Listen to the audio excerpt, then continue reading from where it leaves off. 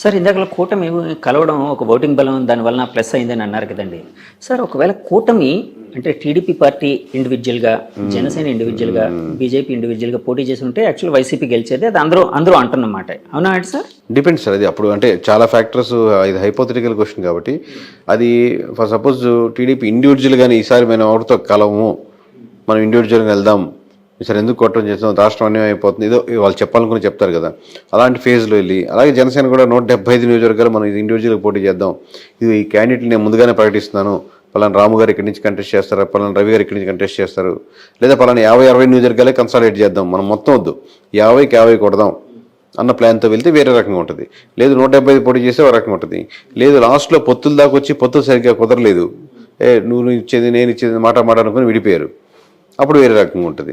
ఇలా number of factors బట్టి చెప్పినాం. బట్ పొత్తు లేకపోతే మటుకు చాలా నియోజకవర్గాల్లో టఫ్ ఫైట్ ఇచ్చింది. ఇప్పుడు ఏ సినారియో ఏంటి అనేది ఒక్కొక్క దాంట్లో ఒక్కొక్క అడ్వాంటేజ్ ఉంటుంది. అవునండి. సార్ యాక్చువల్గా పవన్ కళ్యాణ్ గారు అంటే చంద్రబాబు గారు జైలు ఉదంతం జరిగిన తర్వాత పవన్ గారు వెళ్ళి యునానిమస్గా వాళ్ళకి అక్కడ ఒక సపోర్ట్ ఇవ్వడం అనేది ఈ రాజకీయ చిత్రాన్ని మార్చడానికి మెయిన్ కారణం అని భావించచ్చా సార్? ఒక షెఫాలజిస్ట్గా భావిస్తారా? అంటే దాని ముందు జరగాల్సిన నష్టాలు జరుగున్నాయండి. ఇప్పుడు 1% అని ఇంతకుముందు యాడ్ అయ్యాయి. రోడ్లు ఆ రోజుతో బాగుపడలాగా, లేకపోతే ఆ రోజు నుంచి రోడ్లు బాగా లేకుండా లేవు కదా, రోడ్లు తీసుకుంది.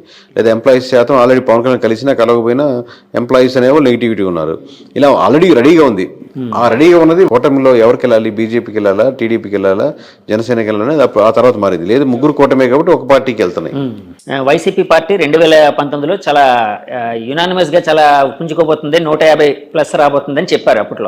అప్పట్లో మిమ్మల్ని ట్రోల్ చేసిన సందర్భాలు కూడా ఉన్నాయి. కరెక్ట్. సో ఆ ఫిగర్ కంటే ఈ ఫిగర్ ఇంకా ఎక్కువ. సో ఆశ్చర్యపోయినప్పుడు అంటే ఏం చేశారు సార్? అంటే దానికోసం విశ్లేషణ ఏమైనా చేశారా? విశ్లేషణ చేసాం. అలాగే ఇది నెవర్ కాన్సెప్ట్ సార్. ఫ్యూచర్లో మా నెంబర్స్ ఎగ్జాక్ట్గా మళ్ళీ కంటిన్యూ అవుతున్నా, ప్లస్ ఆర్ మైనస్ అటు ఇటుగా ఉన్న 2, 3 ఒక 5 అటు ఇటుగా ఉన్న. ఈ దీంట్లో చాలా అద్భుతాలు ఏం జరిగాయంటే, రాష్ట్రంలోనే అసలు 151 సీట్లు వచ్చిన ఒక పార్టీకి, అంటే మోర్ దెన్ 80% వచ్చిన పార్టీకి కంప్లీట్గా ఒక సింగిల్ డిజిట్కి వెళ్ళిపోతుంది, లేదా 14కి వస్తుంది అనే నెంబర్ ఆప్షన్ ఇచ్చాం మనం. అది అసలు ఇంపాసిబుల్ కేసు. మళ్ళీ అంత సెక్షన్లో ఎలా జరుగుద్ది అనేది ఫ్యూచర్లో జరగదు. ఒకటి జరగచ్చు, రాష్ట్రంలోనే ఒక హీరో ఉన్నటువంటి వ్యక్తిగా, ఎక్కువ మంది అభిమానించే వ్యక్తిగా ఉన్నతను పార్టీకి 10 ఏళ్ల నుంచి ట్రై చేస్తూ ఒక్క సీటు కూడా గెలవకుండా ఉంటూ కంటిన్యూస్గా ఫెయిల్యూర్స్ చూసిన వ్యక్తి, ఎంతో కోట్లాది మంది అతను గెలుస్తాడని వెయిట్ చేస్తున్నప్పుడు ఆ పార్టీకి ఎక్కడైతే పోటీ చేసిన ప్రతి ఒక్క నియోజకవర్గం గెలుస్తుందని నరమానుడు నమ్మని ఒక నెంబర్ చెప్పడం. మూడోది మామూలు 70 అయిపోయింది, టీడీపీ అయిపోయింది, కష్టం అనుకున్నది. పోటీ చేసిన ప్రతి దగ్గర 90% పైన, అంటే 144 పోటీ చేస్తే 133 నియోజకవర్గాల పేరుతో సహా చెప్పి ఎన్ని గెలుస్తుందని ఒకేసారి చెప్పడం. నాలుగో విషయం, అసలు సిట్టింగ్ గవర్నమెంట్ ఉన్నటువంటిది అసలు ఇంకా అది ఇనానమస్, మళ్ళీ పోటాపోటీగా ఉంటుంది, క్లిష్టంగా ఉంటుంది, ఎవరు గెలుస్తుందో చెప్పలేము, చాలా టైట్ ఫైట్లో ఉన్నాయి, అన్ని రకరకాల సర్వేలు రకరకాలుగా చెప్తూ జనాల్లో కూడా కన్ఫ్యూజింగ్ స్టేజ్ వాళ్ళలో కూడా ఉన్నప్పుడు అసలు ప్రధాన ప్రతిపక్ష హోదా కూడా రాదు. అసలు గెలవడం పక్కన పెట్టండి, ప్రధాన ప్రతిపక్ష హోదా రాదు, కేవలం 21 సీట్లు పోటీ చేసినటువంటి ఆ పార్టీకే ప్రధాన ప్రతిపక్ష హోదా వస్తుంది అనేది. ఇన్ని 4 భిన్నంగా ఉన్నటువంటి లేయర్స్లో 4 తూర్పు, పడమర, ఉత్తర, దక్షిణ రకాలుగా 4 లేయర్స్ని దాంట్లో మళ్ళీ సింగిల్ నెంబర్గా చెప్పడం అనేది ఇది నెవర్ అనుకుంటున్నాను సార్. ఇంతకుముందు జరగలేదు, తర్వాత జరుగుద్దా లేదా వేరే రాష్ట్రంలో జరగచ్చు, కానీ మన రాష్ట్రంలో అంత క్లిష్టమైన పరిస్థితుల్లో జరగదనుకుంటాను సార్. ఇప్పుడు 151 ఒకప్పుడు, ఆ 5 మధ్యలో కొట్టేసి ఓన్లీ 11 వచ్చింది ఇప్పుడు. అవును. అంటే జనాలు చాలా మంది సోషల్ మీడియాలో మాట్లాడుకుంటున్నారు ఆ విధంగా. అంటే నేను వాళ్ళని ఇది చేయడం కాదు, కానీ మామూలుగా 11 వచ్చిందని చెప్పడం నా ఉద్దేశం. కరెక్ట్. సో వైసీపీ పార్టీ అంత ఇదిగా అంటే కిందకి వెళ్ళిపోవడానికి అప్పటి వరకు టీడీపీ అసలు అంటే టీడీపీ అనేది పార్టీ అనేది సస్టైన్ అవ్వడమే చాలా కష్టం, ఇంకెప్పుడు గెలవలేదు అని అనుకుని చాలా జనాల్లో కూడా ఒక రకమైన, అంటే జనాల్లో ఉందో లేదో తెలియదు కానీ రాజకీయ వర్గాల్లో అలాంటి అభిప్రాయం ఉండేది వేరే రాజకీయ వర్గాల్లో. సో అలాంటిది ఇలా పుంజుకోవడానికి కారణం ఏంటి సార్? అంటే ఏ విధంగా మీరు విశ్లేషిస్తారా కారణాలని? అంటే ప్రధానంగా కూటమి బలం sir. First of all vote banking, ఆబ్వియస్గా కాంబినేషన్, అది ఎంత పర్సెంట్ కలిసింది, పోన్ ఎంత పర్సెంట్ పెరిగింది అనేది అది వేరే విషయం. ఎందుకంటే మనం ఫైనల్గా చెప్పిన పర్సంటేజ్ కూడా యాక్యురేట్గా వచ్చి ఓవరాల్గా 58%, 38% అని చెప్పాం. దానికి దరిదాపులు 1% అడిటికి వచ్చింది. అంటే టోటల్ రాష్ట్రం మీదగా ఒక పార్టీకి వస్తుంది కూడా, అంటే ఇండివిజువల్ నియోజకవర్గాన్ని కన్సాలిడేట్ చేసి వచ్చిన నెంబర్ అది. సో ఈ పర్సంటేజ్ ఎలా ఎంత యాక్యురసీగా చెప్పామంటే 1% దీంట్లో తగ్గుద్ది, రోడ్ల వల్ల తగ్గుద్ది, ఇంకో 1% లిక్కర్ వల్ల తగ్గుద్ది, ఇంకో 1% దీని వల్ల తగ్గుద్ది, ఇంకో 1% ఎంప్లాయీస్ వల్ల తగ్గుద్ది, ఇంకో 1% ఎంప్లాయీ కోసం ప్రిపేర్ అయ్యే వాళ్ళ కోసం జరుగుద్ది, ఇంకో 1% ఇక్కడ నుంచి చాలామంది ట్రావెల్ చేసి వాళ్ళు ప్రభావితం చేస్తారు. ఇంకో కొంత పర్సెంట్ 4 to 5% వీళ్ళతో యాడ్ అవుద్ది.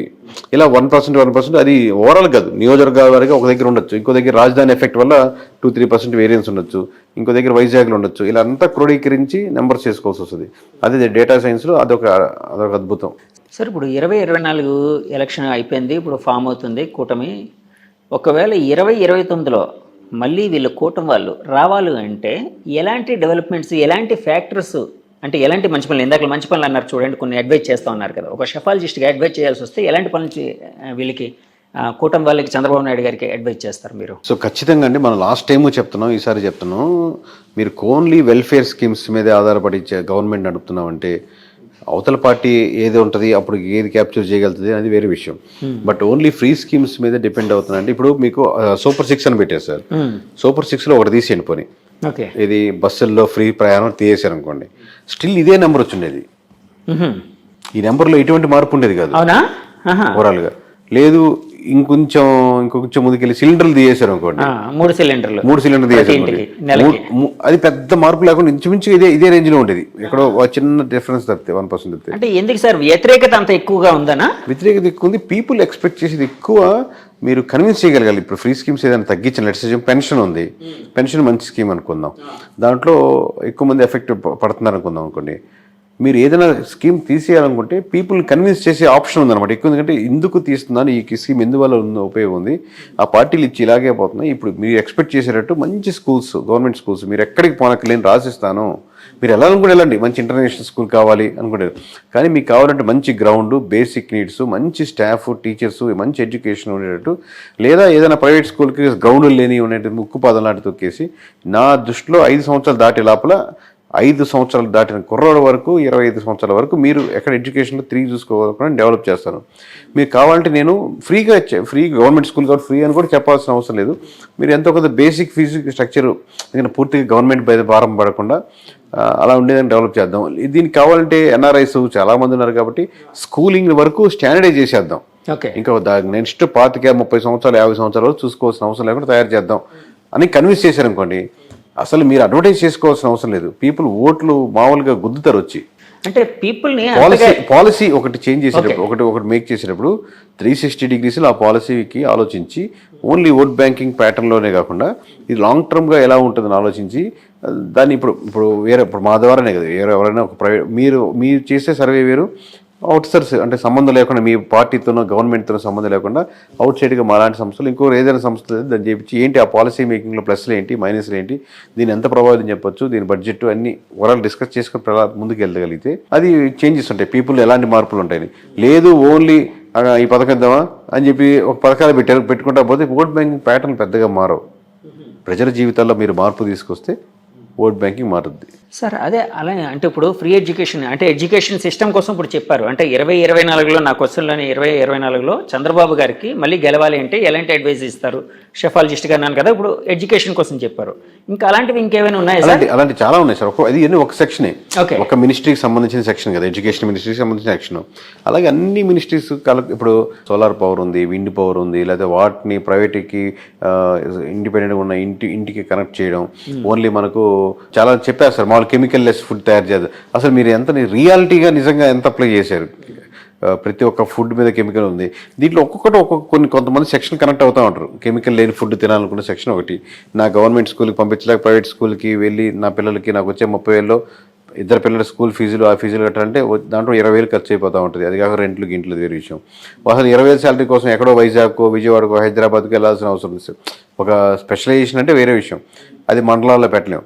సో మండలంలోనే నాకు సింపుల్గా నాకు ఇక్కడే సొంత ఇల్లు ఉంది, ఈ 15,000 20,000 ఇక్కడ నేను వెళ్ళి సంపాదించుకునేదానికి చిన్న పరిశ్రమలు ఇలా ఒక్కొక్క లేయర్లో ఉంది సార్. మొత్తం కలిపి ఒక లేయర్ కాదు. సో సార్ నా లాస్ట్ క్వశ్చన్, ఒక సెఫాలజిస్ట్గా మీరు ఆలోచిస్తూ ఉంటే 2029కి అంటే యాక్చువల్గా చంద్రబాబు గారు అంటే 75 ఏళ్ళు చాలా అంటే నవ యువకుడిలా పోరాడారు, చాలా గొప్పగా పోరాడారు. సో వ్యతిరేకులు కూడా ఆయన ఫైటింగ్ స్పిరిట్ని చాలా మెచ్చుకుంటూ ఉంటారు. సో 80 ఏళ్ళు వచ్చేస్తాయి ఆ టైంకి, అంటే నెక్స్ట్ ఎలక్షన్కి. సో ఆ సమయంలో ఒక యంగ్ బ్లడ్ అనేది అవసరం, ఒక యంగ్ లీడర్స్ అనేది అవసరం. ఇప్పుడున్న యంగ్ లీడర్స్లో పవన్ కళ్యాణ్ గారు అండ్ లోకేష్ గారు టీడీపీ, పవన్ కళ్యాణ్ గారు జనసేన. వీళ్ళిద్దరిలో ఎవరి భవిష్యత్తు బాగుండే అవకాశం ఉండొచ్చని ఒక సెఫాలజిస్ట్గా ఊహిస్తూ ఉన్నారు? అలాగే అంటే ఊహాజనితమైన ప్రశ్న ఇది. అదే సార్, అందుకే వాళ్ళ చేతిలో ఉంటుంది. కానీ ఇప్పటి నుంచి ఎటువంటి నిర్ణయాలు తీసుకుంటారు, ఇద్దరిలో ఎవరి భవిష్యత్తు బాగుంటుందంటే ప్రజలు, అంటే ఇప్పుడు ఆల్రెడీ హీరో అన్నంత మాత్రం హీరో కనెక్షన్ ఎక్కువ ఉంటుందని, లేకపోతే రామారావు ఫ్యామిలీ నుంచి కాబట్టి లోకేష్ ఎదిగిపోయేదానికి ఆస్కారం ఉంటుంది, అలా ఉండదు. ఈ రోజు డే 1 నుంచి మీరు అబ్జర్వ్ చేస్తారు. Now you are going to MLA. First time ఎమ్మెల్యేగా అవునండి. ఫస్ట్ టైం అసెంబ్లీలో అడుగు పెడుతున్నారు యాజ్ ఎమ్మెల్యేగా. ఎందుకంటే అది రామారావు మనవడు కావచ్చు, లేకపోతే సీఎం కొడుకు కావచ్చు, లేకపోతే ఇతను హీరో కావచ్చు, ఎవరైనా కావచ్చు, పక్కన పెడితే ఇప్పటి నుంచి మీరు ఎలా బిహేవ్ చేస్తారు, ఎలా ఉంటుంది, ఎలా ఎమోషనల్గా జనాలు కనెక్ట్ చేసుకుంటారని బట్టి మీరు వాళ్ళని ఓడించి మీరు ముందుకు వెళ్ళడం అనేది ఉంటుంది, ఆస్కారం ఉంటుంది. అంతేగాని మామూలుగా ఓవరాల్గా హైపోథెటిక్గా చెప్పలేదండి. వైసీపీ వాళ్ళు మళ్ళీ పుంజుకోవాలంటే ఏం చేస్తే బాగుంటుంది సార్? స్టిక్ అవ్వాలి ఫస్ట్, లీడర్షిప్ ఫస్ట్ ధైర్యం ఇవ్వాలి. అయిపోయింది. మనకు 30% ఓట్ బ్యాంకింగ్ ఉంది, 130 మంది నిలబడ్డారు. మనకు ఇంకో 10-15% పెంచుకునేదానికి, 20% పెంచుకునేదానికి ఆస్కారం ఉంది. పెంచుకోవడానికి ఏం చేయాలంటాను? అదే ఫస్ట్ ఇదే చెప్పాలి, నమ్మకం. నమ్మకం కలిగించాలి. ఓట్ బ్యాంకింగ్ ఉంది కదా, నమ్మకం కార్యకర్తల్లో కలిగించాలా, ప్రజల్లో కలిగించాలా? వాళ్ళు ఇద్దరికి. దాంట్లో కార్యకర్తలు అనేవాళ్ళు వీళ్ళకి వాళ్ళకి అనుసంధానం మధ్యలో ఉంటారు. కార్యకర్తలకి కలిగించాలి, జనాలకి నమ్మకం కలిగించాలి. కలిగిస్తున్నప్పుడు జనాలకు నమ్మకం వస్తున్నప్పుడు కార్యకర్తలు ఇంకొంచెం ఎక్కువ పనిచేస్తారు. ప్రజలు నమ్మకం మీరే అంటే నాకు ఓట్లు వేసిన వాళ్ళే కదా ప్రజలు. అంటే ఇతని పర్స్పెక్టివ్లో, జగన్మోహన్ రెడ్డి గారి పర్స్పెక్టివ్లో మీరు నీలాపడద్దు, ఓట్లు వేసిన వాళ్ళు నీలాపడద్దని చెప్పాలి కదా, మీరు అపోజిషన్ వేసిన వాళ్ళు నీలాపడద్దని చెప్పాల్సిన అవసరం లేదుగా. జగన్మోహన్ రెడ్డి గారికి పక్కన పెట్టి పవన్ కళ్యాణ్కి ఓట్లు వేసినట్టు మీరు బాధపడద్దు అని అనలేం కదా. సో ఈయనకు ఓట్లు వేసిన వాళ్ళు రిప్రజెంట్ చేస్తూ అందరు మీటింగ్ పెట్టలేము, కాకపోతే ఇన్ జనరల్గా స్టేట్మెంట్స్ ఇవ్వగలుగుతారు. వాళ్ళకి చెప్పి వాళ్ళకి మోటివేట్ చేసి ఇది ఫర్దర్ ప్లాన్స్ అని ఎక్స్ప్లెయిన్ చేసి ఒక్కొక్క స్టెప్ బై స్టెప్కి మరీ చేసుకోవచ్చు.